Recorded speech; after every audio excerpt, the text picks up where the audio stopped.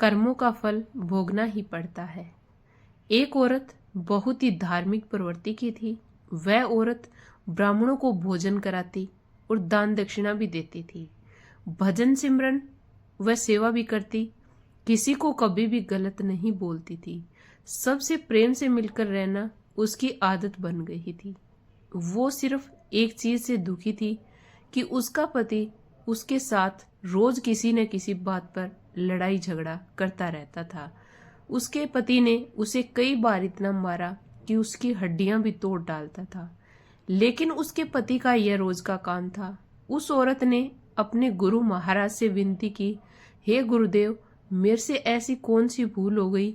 मैं सत्संग में भी जाती हूँ, सेवा भी करती हूँ, भजन सिमरन भी आपके कहे अनुसार करती हूँ, लेकिन मेरा पति मुझे रोज मारता है। मैं क्या करूं? गुरु महाराज ने कहा, क्या वो तुझे रोटी देता है? उस औरत ने कहा, हाँ जी, रोटी तो देता है। गुरु महाराज ने कहा, फिर ठीक है, कोई बात नहीं। उस औरत ने सोचा कि अब शायद गुरुजी की कोई दया हो जाए और वो मुझको मारना पीटना छोड़ दे, परंतु ऐसा कुछ नहीं हुआ।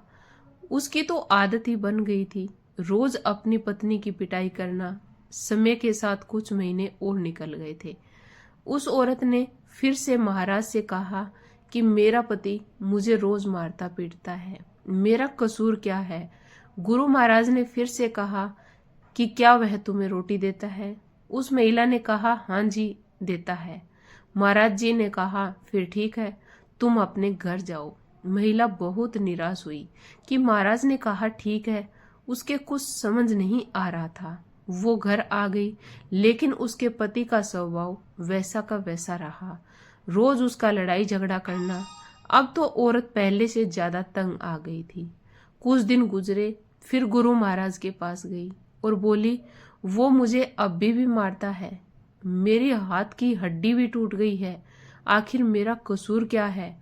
मैं सेवा भी करती हूँ, धर्म ध्यान भी करती हूँ, फिर भी मुझे जिंदगी में सुख शांति क्यों नहीं मिल रही? गुरु महाराज ने फिर कहा, वो तुझे रोटी देता है? उस औरत ने कहा, हाँ जी, देता है। महाराज ने कहा, फिर ठीक है। परंतु इस बार वह औरत जोर जोर से रोने लगी और बोली कि महाराज, मुझे मेरा कसूर तो बताओ, मैंने कभी किसी का बुरा नहीं किया, फिर मेरे साथ ऐसा बर्ताव क्यों हो रहा है? गुरु महाराज कुछ देर तक शांत रहे, फिर बोले, बेटी, तुम्हारा पति पिछले जन्म में तुम्हारा बेटा था और तुम उसकी सौतेली माँ थी। तुम रोज उसको सुबह शाम मारती रहती थी और उसको कई दिनों तक खाना नहीं देती थी। भगवान का शुक्र मना कि इस जन्म में वो तुझे रोटी तो दे रहा है। ये बात सुनकर वह औरत एकदम चुपचाप हो गई। गुरु महाराज ने कहा, बेटी, जो कर्म तूने किए हैं उसका फल तो तुम्हें अवश्य ही भुगतना पड़ेगा। फिर उस औरत ने कभी गुरु महाराज से शिकायत नहीं की, क्योंकि वो अब सच को जान गई थी। इसलिए हमें भी कभी किसी का बुरा नहीं करना चाहिए। सबसे प्रेम प्यार और शालीनता के साथ रहना चाहिए। हमारी जिंदगी में जो कुछ भी हो रहा है वह सब हमारे कर्मों का लेखा जोखा है, जिसका हिसाब किताब तो हमें चुकाना ही पड़ेगा। अगर आपको ये वीडियो अच्छी लगी तो प्लीज़ वीडियो को लाइक और चैनल को सब्सक्राइब जरूर करें। धन्यवाद।